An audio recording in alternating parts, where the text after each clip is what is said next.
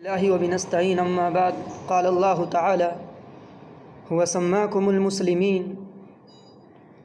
قابل قدر میرے عزیز دینی ایمانی بھائیوں، آج میں آپ کے سامنے اس ملک کے بارے میں گفتگو کرنا چاہتا ہوں۔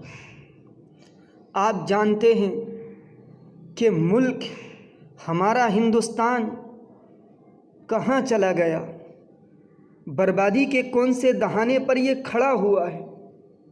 کیا کسی نے غور و فکر اس بات کی؟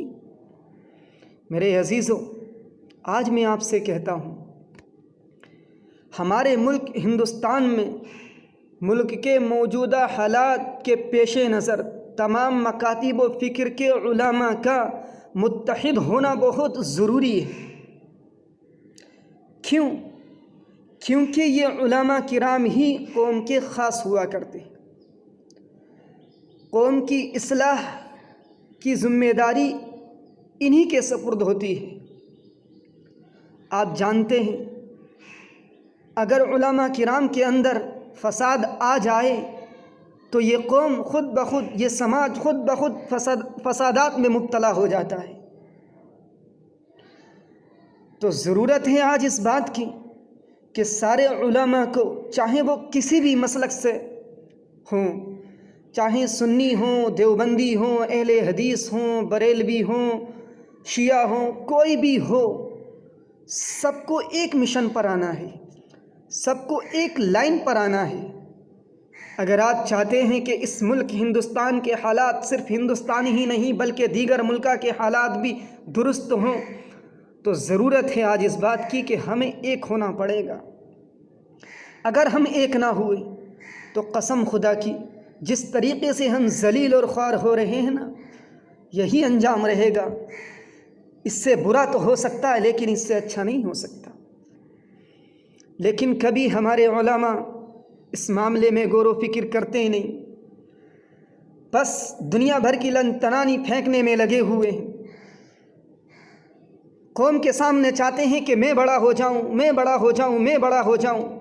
کوئی حقائق کو بیان کرتا ہی نہیں اور کوئی حقائق بتانے کے لیے تیار ہوتا ہی نہیں۔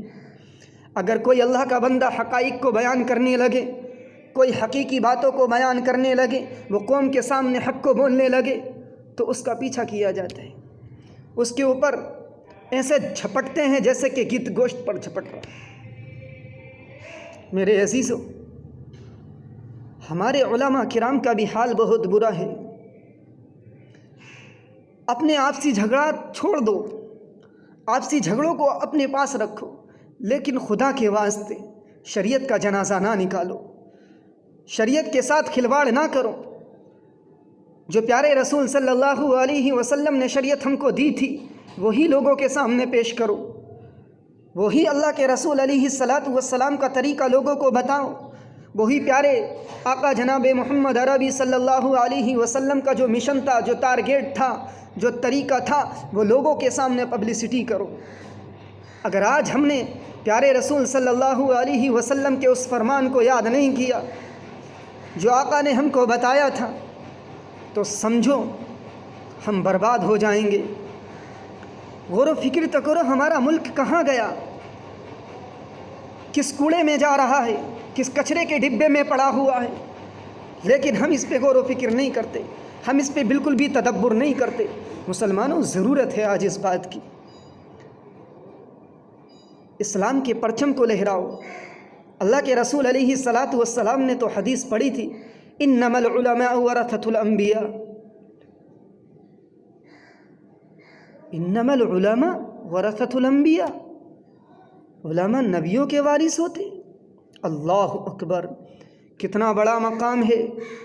انما العلماء ورثۃ الانبیاء، پیارے رسول صلی اللہ علیہ وسلم اپنی پیاری زبان سے کہہ رہے ہیں۔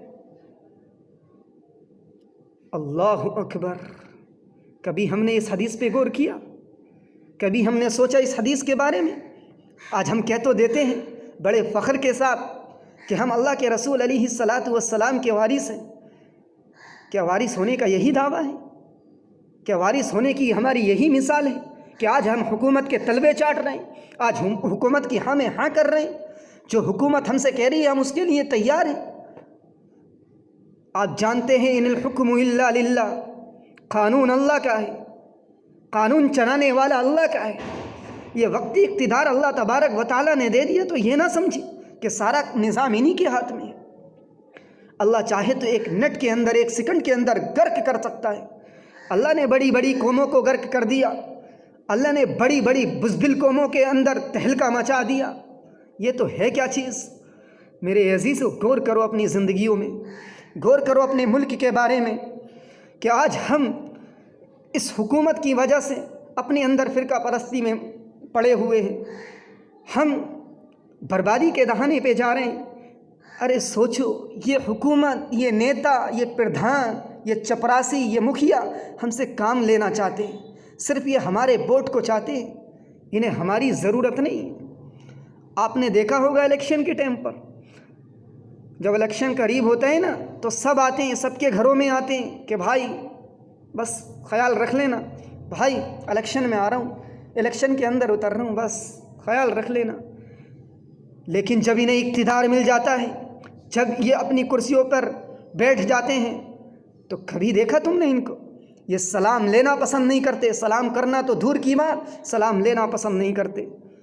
اقتدار ملنے کے بعد تو اور میں کون کون، بالکل فرق کر دیتے ہیں یہ لوگ کہ جا تیرا کام کہاں اور میرا کام کہاں۔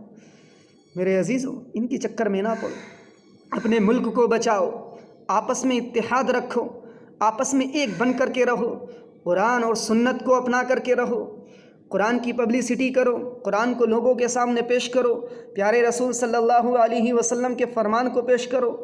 ہم نے یہی دو طریقے اپنا لیے نا تو قسم خدا کی ہماری زندگی کے اندر وہ نکھار آئے گا کہ ہم سوچنے پر مجبور ہو جائیں گے۔